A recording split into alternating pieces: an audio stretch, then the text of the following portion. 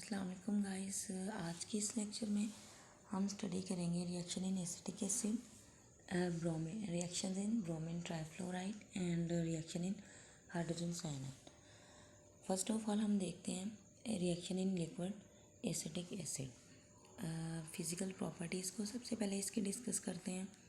Acetic acid, ethanoic acid भी इसको बोलते हैं, is an organic compound with molecular formula CH3COOH. It is a colorless liquid with distinctive sour taste and pungent smell. It is weak acid but concentrated acidic acid is corrosive. यानी कि acid की अगर हम strength को देखें तो strength wise जो है एसिडिक एसिड एक वीक एसिड है, लेकिन ये कंसनट्रेटेड फॉर्म में है, corrosive होता है। corrosive का मतलब जो एसिड है उसकी नेचर होती है किसी चीज़ को बर्न कर देना, जला देना। तो जो कंसनट्रेटेड फॉर्म है ये corrosive है, और नॉर्मली जो एसिडिक एसिड है ये एक वीक एसिड है। इसके बाद है ये टू फॉर्म में एग्जिस्ट करता है, ग्लेशियल एसिडिक एसिड, एनहाइड्रस और कंसनट्रेटेड, जो कि एनहाइड्रस होगा या फिर उसको हम कंसनट्रेटेड भी बोलेंगे। एनहाइड्रस का मतलब है कि जिसमें से हमने वाटर को रिमूव किया हो। सेकेंड टाइप है विनीगर। विनीगर होता है डाइल्यूटेड एसिडिक एसिड, जो डाइल्यूट फॉर्म में होगा उसको हम विनीगर बोलेंगे, और ये एग्जिस्ट करता है as a dimer in liquid state. Liquid state में जो एसिडिक एसिड है ये डाइमर की फॉर्म में एग्जिस्ट करेगा। ये आप लोगों के सामने है, ये दिखाया गया डाइमर बना हुआ है एक। दो जो है हमारे पास एसिडिक एसिड है, हाइड्रोजन बॉन्डिंग के थ्रू अटैच है और एक डाइमर को फॉर्म कर है। It is non ionizing, that is it has less autoionization ability. जो इसकी खुद आयनाइज होने की एबिलिटी है या आयंस में कन्वर्ट होने की एबिलिटी है वो बहुत कम होती है, या ये नॉन आयनिक होते हैं, आयनाइज नहीं हो पाते। इनकी जो डायपोल मूवमेंट है वो ज़ीरो है। इट्स मीन कि ये नॉन पोलर, और डाइलेक्ट्रिक कांस्टेंट राउंड अबाउट 9.7। उसके बाद है हमने इसकी फिजिकल प्रॉपर्टीज़ को देख लिया। अब हम जो रिएक्शंस हैं, different type of reaction acidic acid में, उनको स्टडी करेंगे। सबसे पहले हमारे पास ऑटोआयनाइजेशन। ऑटोआयनाइजेशन जो है डेफिनेशन से हमें मतलब इसकी जो टर्म है यहाँ से हमें पता चल रहा है कि ऑटोआयनाइजेशन का मतलब है कि इसकी खुद ब खुद आयनाइज होने की जो एबिलिटी है। ऑटो का मतलब होता है कि खुद ब खुद आयनाइजेशन, यानी कि उसकी जो खुद ब खुद आयनाइज होने की एबिलिटी है। और self dissociation is a type of chemical reaction in which solvent molecule ionize itself into cationic and anionic species, जिसमें क्या होगा कि जो सोलवेंट है हमारे पास एसिटिक एसिड है वो कटाइन बनाएगा और एनाइन बनाएगा। सबसे पहले एसिटिक एसिड दिया है वो एसीटेट आयन में कन्वर्ट होगा और हाइड्रोजन में। और नेक्स्ट जो सेकंड एग्जांपल है उसमें क्या है, सेकंड रिएक्शन में कि एसिटिक एसिड के साथ को हमने एक प्रोटॉन दिया है और वो उसने एक कटाइनिक स्पीशी बना दी है। नेक्स्ट क्या है, एसिटिक एसिड का एसिटिक एसिड के साथ रिएक्शन है, और यहाँ पे हमारे पास बन जाएगा एक एसीटेट आयन, नेगेटिव एनाइन बनेगा, और एक हमारे पास केटाइन बन जाएगा। उसके बाद है सेकंड टाइप ऑफ रिएक्शन है एसिड बेस रिएक्शन है। इन्हें न्यूट्रलाइजेशन रिएक्शन भी बोलते हैं। इनको हम डेफिनेशन को हम देखते हैं। Acid base reaction result in the formation of a salt and acetic acid. जो एसिड बेस रिएक्शन है हमारे पास, उनमें क्या होगा कि हमारे पास एसिड है और बेस है, इनका हम रिएक्शन करवाएंगे, हमारे पास एक साल्ट बनेगा और साथ एसिटिक एसिड बनेगा। एसिड जो एसिड को हम डिफाइन कर लेते हैं, salt which increase in the concentration of cation ions when dissolve in acetic acid. ये केटाइंस ही हैं CH3COOH2+ की फॉर्म में। अगर तो हमें ऐसा साल्ट जिसको हम एसिटिक एसिड में डिज़ोल्व करें तो वो हमें कटाइनिक स्पीशी दे तो वो एसिड के तौर पे रिएक्ट करेगा। और बेस हमारे पास क्या है, salt which increase in the concentration of acetate ion when dissolve in acetic acid. ऐसा साल्ट जिसे हम एसिटिक एसिड में डिज़ोल्व करें तो वो हमें एनाइन दे तो उसे हम बोलेंगे कि ये एज अ बेस रिएक्ट कर रहा है हमारे पास। एग्ज़ाम्पल के तौर पे है हमारे पास सोडियम एसीटेट है और हाइड्रोक्लोरिक एसिड है। जो सोडियम एसीटेट है वो एज अ बेस रिएक्ट कर रहा है, और हाइड्रोक्लोरिक एसिड ये अपना प्रोटॉन देगा तो ये एज एन एसिड बिहेव कर रहा है यहाँ पे। इन दोनों का रिएक्शन होगा तो हमारे पास क्या बनेगा, एसिडिक एसिड और उसके साथ सॉल्ट NaCl सॉल्ट बनेगा। उसके बाद है precipitation reaction. This reaction result in the formation of insoluble salt, यानी कि जो है इसका जो नेम है, रिएक्शन का नेम है, उस टर्म से ही हमें ये बात पता चल रही है कि इसमें क्या बनेंगे, प्रेसिपिटेट बनेंगे जो कि इनसॉल्युबल साल्ट की फॉर्म में होंगे। Precipitate have high lattice energy and low solvation energy. जो हमारे पास बनेंगे प्रेसिपिटेट, जो इनकी लैटिस एनर्जी है, लैटिस एनर्जी हाई होने का मतलब कि ये क्रिस्टलाइन फॉर्म में रहना पसंद करेंगे, क्रिस्टल्स की फॉर्म में। और जो इनकी लो सॉल्वेशन एनर्जी का मतलब है कि ये सोल्युबल नहीं होंगे, इनकी सॉल्वेशन एनर्जी जो है वो कम होगी। एग्जाम्पल के तौर पे हमारे पास सिल्वर नाइट्रेट है और कैल्शियम क्लोराइड है, और एसिटिक एसिड की जो प्रेजेंस है उसमें हम रिएक्शन करवाएंगे तो हमारे पास सिल्वर क्लोराइड जो कि इनसॉल्युबल प्रेसिपिटेट की फॉर्म में सिल्वर क्लोराइड बनेगा और कैल्शियम नाइट्रेट। इसी तरह अगले एग्जांपल में भी ऐसे ही है, हम जो है इसका रिएक्शन करवाएंगे लेड का एसिडिक एसिड की प्रेजेंस में NaCl के साथ, और हमारे पास लेड क्लोराइड और इसी तरह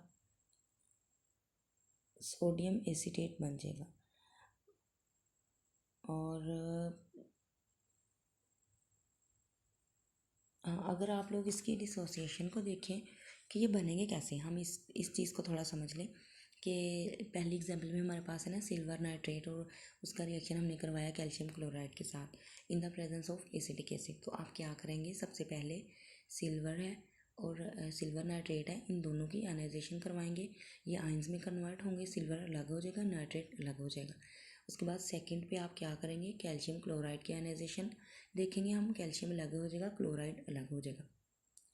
तो जो सिल्वर है वो क्लोराइड को पिक कर लेगा, और जो कैल्शियम है ये पॉजिटिव उन नाइट्रेट को पिक करके कैल्शियम नाइट्रेट बना देगा, और जो हमारे पास सिल्वर क्लोराइड है ये इनसॉल्युबल प्रेसिपिटेट की फॉर्म में हमारे पास आ जाएगा।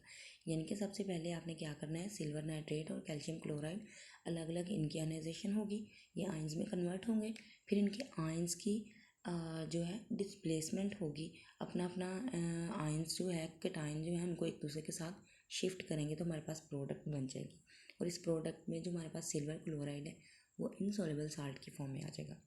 नेक्स्ट टाइप ऑफ रिएक्शन है हमारे पास सोल्वलाइसिस और सोल्वलाइटिक रिएक्शन। इसमें क्या होगा कि सोलवेंट की ऑटोआयनाइजेशन होगी, या सोलवेंट जो है लाइसिस होगी, इसकी ब्रेकडाउन होगी। द रिएक्शन इन्वॉल्व लाइसिस और ऑटोआयनाइजेशन ऑफ एसिटिक एसिड। इसमें क्या होगा, जो एसिटिक एसिड है उसकी आयनाइजेशन होगी, और जैसे कि एग्जांपल है हमारे पास SO2Cl2, इसके साथ जो है 4 एसिडिक एसिड है, और फिर अलग से इसकी एक प्रोडक्ट बन जाएगी। जैसे पहले इनकी मैंने आपको ऊपर वाले एग्जांपल में बताया कि अपने अपने आयंस में कन्वर्ट होंगे, एसिटिक एसिड भी और जो SO2Cl2 ये साल्ट है, ये दोनों अपने अपने आयंस में कन्वर्ट होंगे, फिर ये अपने कैटायन को डबल डिस्प्लेसमेंट के थ्रू शिफ्ट करेंगे और हमारे पास प्रोडक्ट बन जाएगी। नेक्स्ट जो सेकंड वाली एग्जांपल है उसमें हमारे पास पोटेशियम साइनाइड और एसिटिक एसिड। तो यहाँ पे क्या होगा, पोटेशियम साइनाइड है एसिटिक एसिड के साथ रिएक्ट करके, तो ये भी अपने जो कैटायंस हैं उनको शिफ्ट कर लेंगे और प्रोडक्ट हमारे पास बन जाएगी। तो यानी कि इसमें क्या होगा, जो सोलवेंट है वो खुद को आयनाइज कर लेगा। सोलवेंट हमारे पास क्या है, एसिटिक एसिड, वो आयंस में क्या हो जाएगा, कन्वर्ट हो जाएगा, और उसके साथ जो साल्ट दिया है वो भी कन्वर्ट होगा आयंस में, और फिर ये अपने अपने आयंस को एक दूसरे के साथ शिफ्ट कर लेंगे। नेक्स्ट रिएक्शन है हमारे पास सोल्वेशन रिएक्शन। तो जो सोल्वेशन रिएक्शन है इसमें क्या होगा, जो सोलवेंट है वो सराउंड करेगा अपने सल्यूट को, ऑटो आयनाइजेशन इसमें नहीं होगी।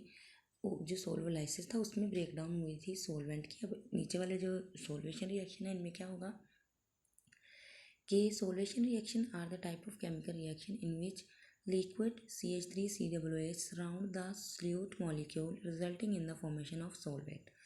तो क्या होगा कि सोलवेंट जो है, सोलवेंट क्या है हमारे पास, एसिटिक एसिड है, वो क्या करेगा, सल्यूट मॉलिक्यूल को सराउंड करके सॉल्वेंट बना देगा।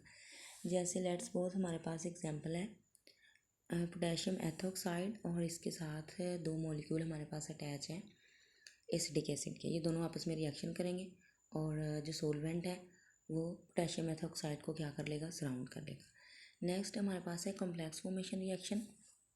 तो इनमें क्या होगा, the reaction involves formation of a coordinated complex from a coordinating atom और ion and set of ligand. इसमें क्या होगा कि हमारे पास एक कॉम्प्लेक्स बनेगा, कॉम्प्लेक्स को सराउंड किया होगा लिगेंड्स ने। लिगेंड क्या करेंगे, अपना जो लोन पेयर है वो डोनेट करेंगे सेंट्रल एटम को।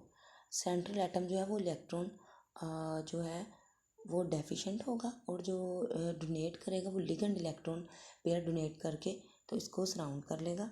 एग्जाम्पल है हमारे पास आयरन है और आयरन के साथ थायोसाइनेट रिएक्ट करेगा।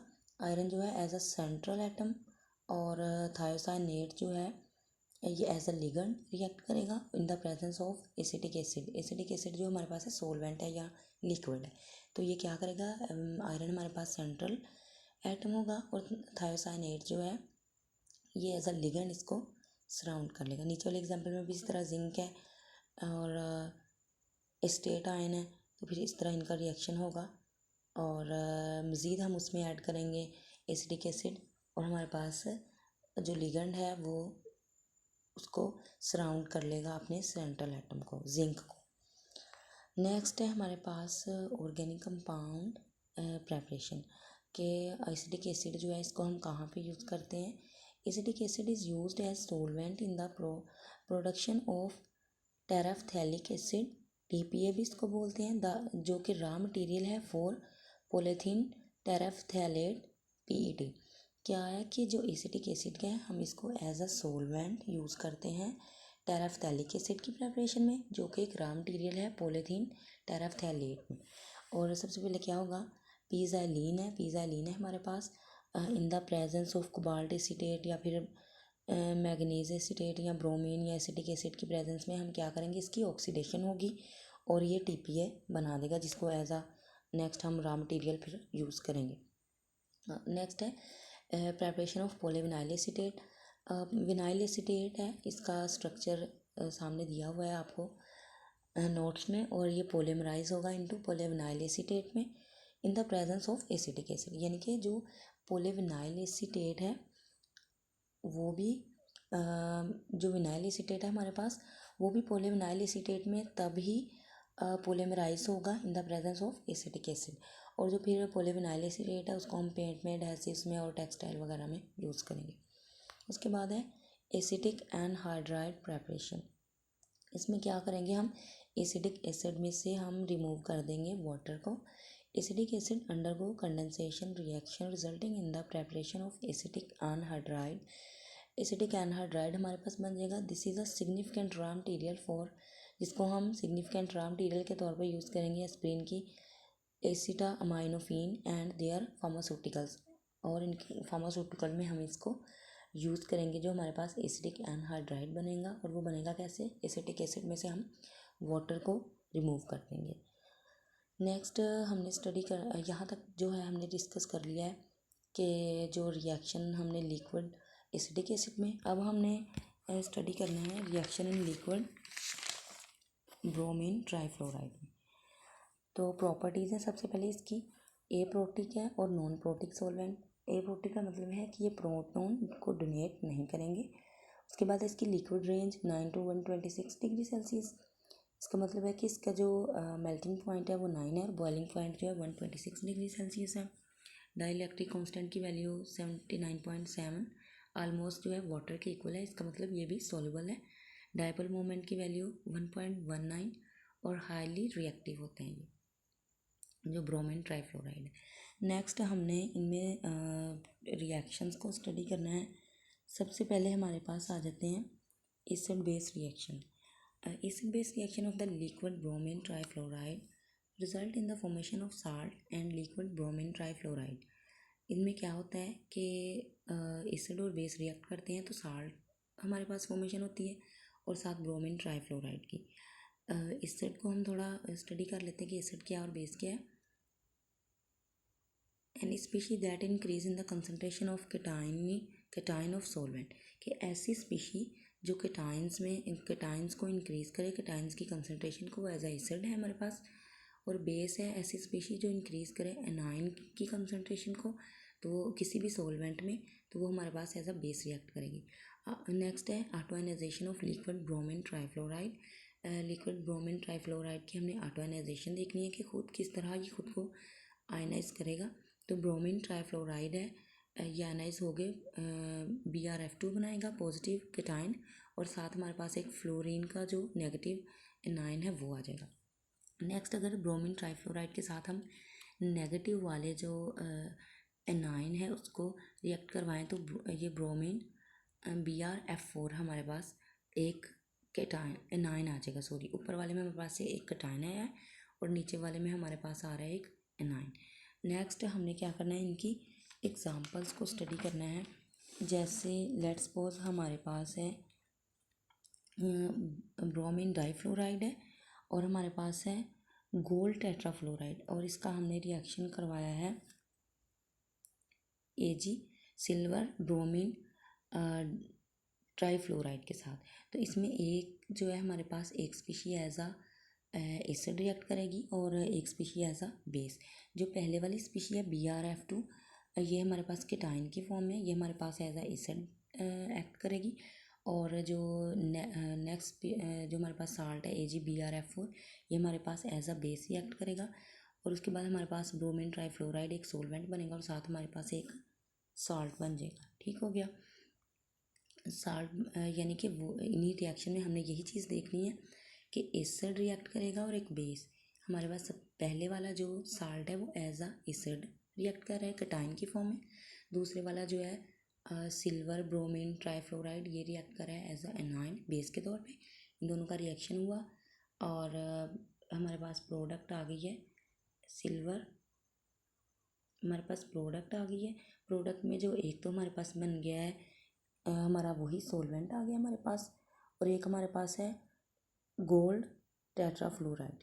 गोल्ड टेट्राफ्लोराइड ये एज अ साल्ट हमारे पास आ गया है। नीचे वाले एग्जाम्पल में भी सेम इसी तरह कि हम रिएक्शन करवाएंगे एसिड का बेस के साथ, और एक हमारे पास साल्ट, और नंबर 2 हमारे पास वही सॉल्वेंट आ जाएगा जिसके हम रिएक्शंस को स्टडी कर रहे हैं। नेक्स्ट है हमारे पास सॉल्वेशन और solvation reactions. Type of chemical reaction in which liquid bromine trifluoride solvate other molecule, generally alkali and alkaline earth metal fluoride and Lewis acid। यानी कि solvation reactions में क्या होगा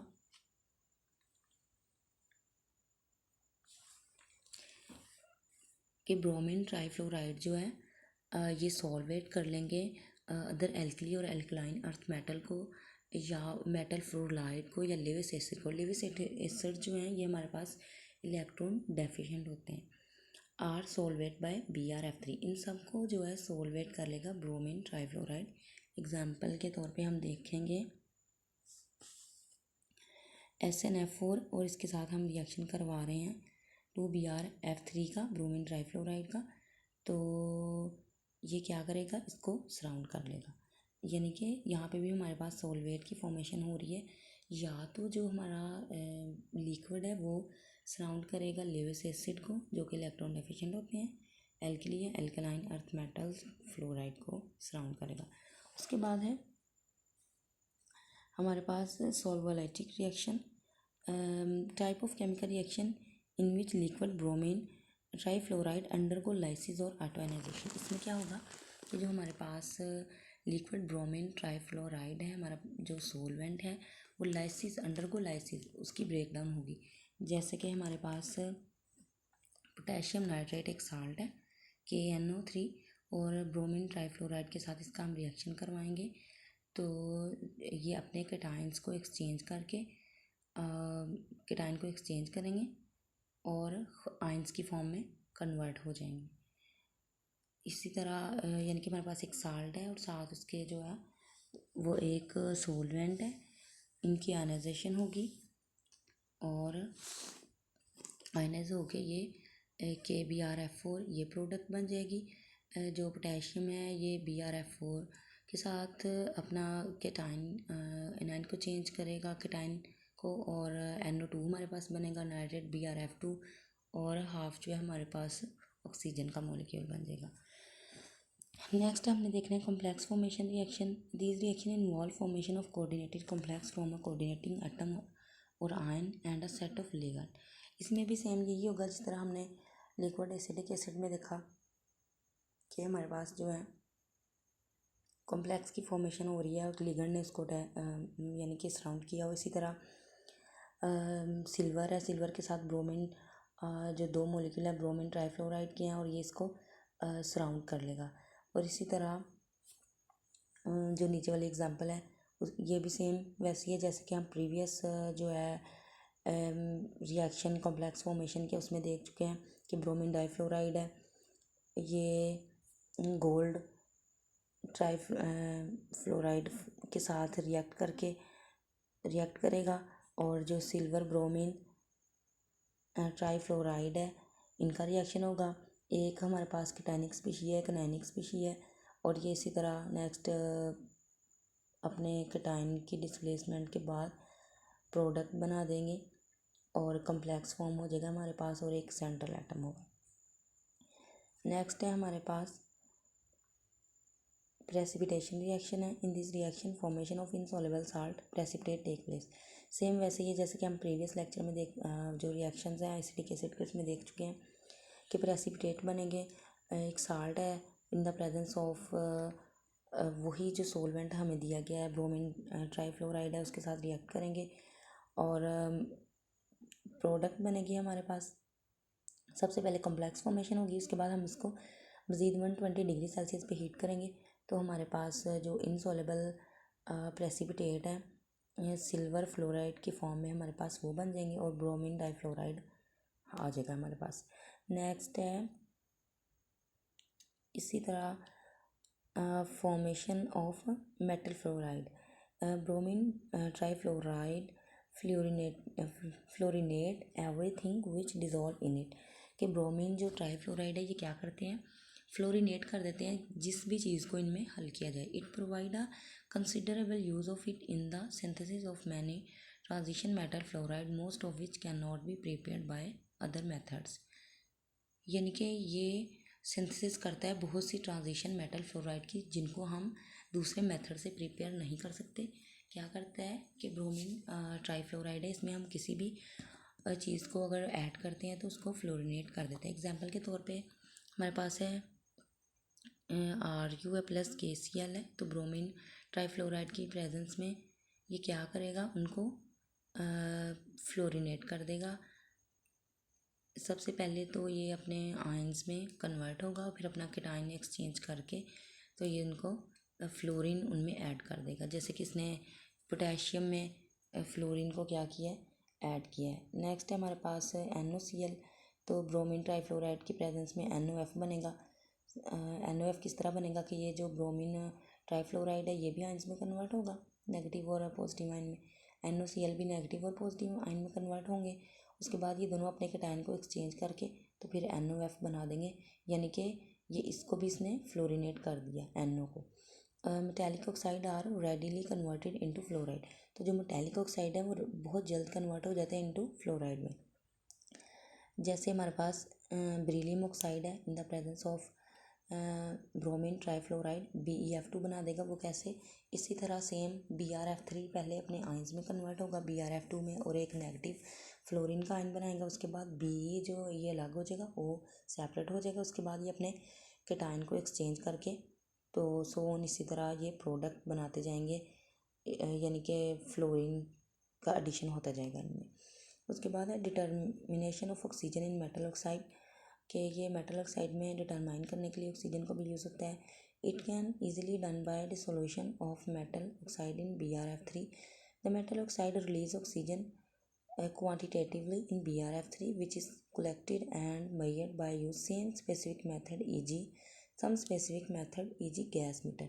उसको बाद में हम डिफरेंट मेथड के ज़रिए अलग कर लेते हैं। मिसाल के तौर पर हमारे पास H2O2 है और इसी तरह ब्रोमीन ट्राईफ्लोराइड के दो मॉलिक्यूल हैं, इनकी प्रेजेंस में सबसे पहले क्या होगा, H2 और O2 अपने अपने आयंस में कन्वर्ट होंगे और उसके बाद ब्रोमीन ट्राईफ्लोराइड भी अपने आयंस में कन्वर्ट होगा। उसके बाद इनकी डबल डिस्प्लेसमेंट होगी आयंस की और ये प्रोडक्ट बना देंगे और जिनमें से हम ऑक्सीजन को ईजिली रिमूव आउट कर सकते हैं।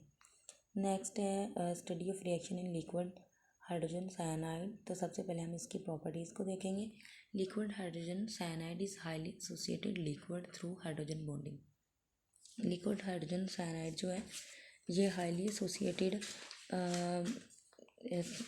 Associated liquid through hydrogen bonding, यानी कि जो हाइड्रोजन साइनाइड है ये हाइड्रोजन बॉन्डिंग के थ्रू अटैच है। It has highest dielectric constant and dipole moment of any other water like solvent, यानी कि इसका जो है डाइलेक्ट्रिक कांस्टेंट और डायपोल मोमेंट है of any other water like molecule की निस्बत क्या होता है, ज़्यादा होता है।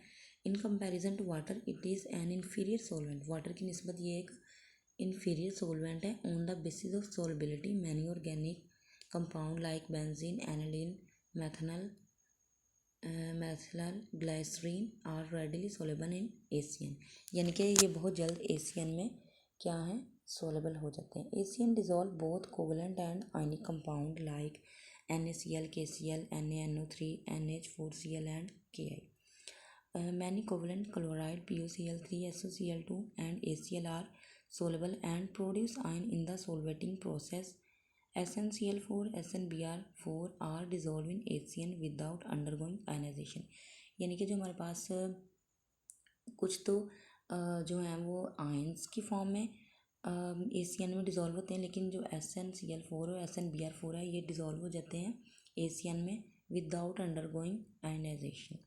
नेक्स्ट हमने स्टडी करना है रिएक्शंस को, जो डिफरेंट टाइप ऑफ रिएक्शन है in liquid ACN।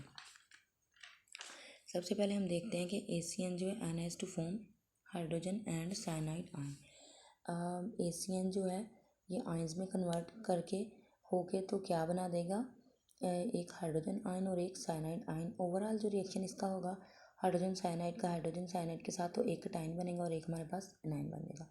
Acid base reaction है। On the basis of acid base concept the substance capable of releasing proton like H2SO4 और HNO3 ये क्या कर सकते हैं, अपना प्रोटॉन रिलीज कर सकते हैं, ये act as a base.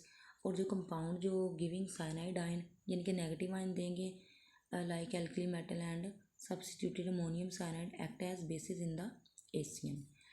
Let's suppose हमारे पास एग्जांपल है पोटेशियम साइनाइड की और H2SO4 सल्फ्यूरिक एसिड की। तो KCN है जो हमारे पास वो हमारे पास एज ए एक्ट करेगा,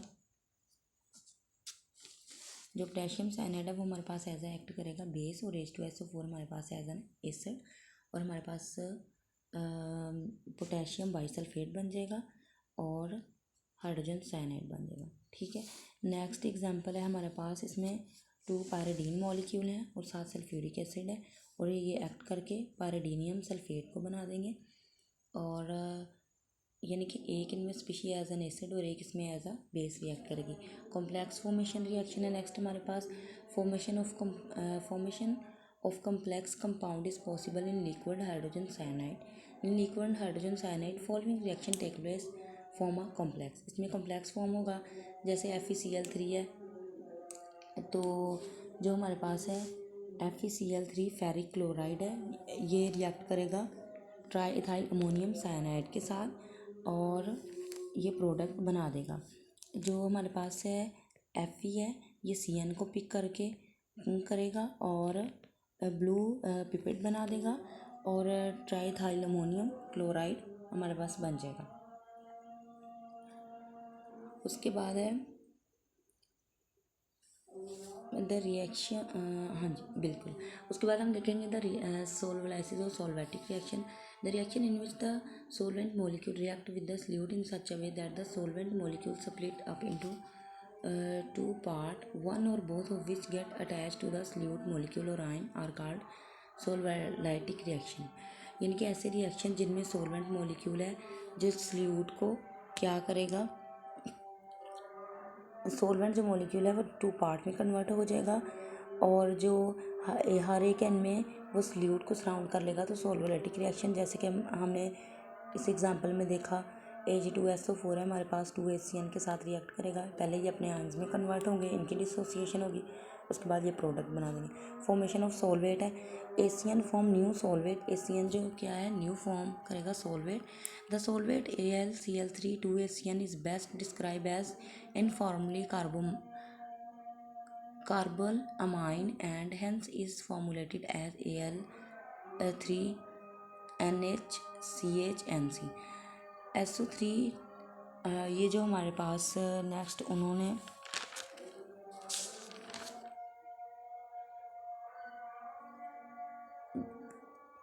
सेलेनियम के साथ सेलेनियम ट्राइऑक्साइड के साथ जो है फॉर्मेशन ऑफ सॉल्वेट हुई है। तो ये हमारे पास अदर टाइप ऑफ रिएक्शंस है।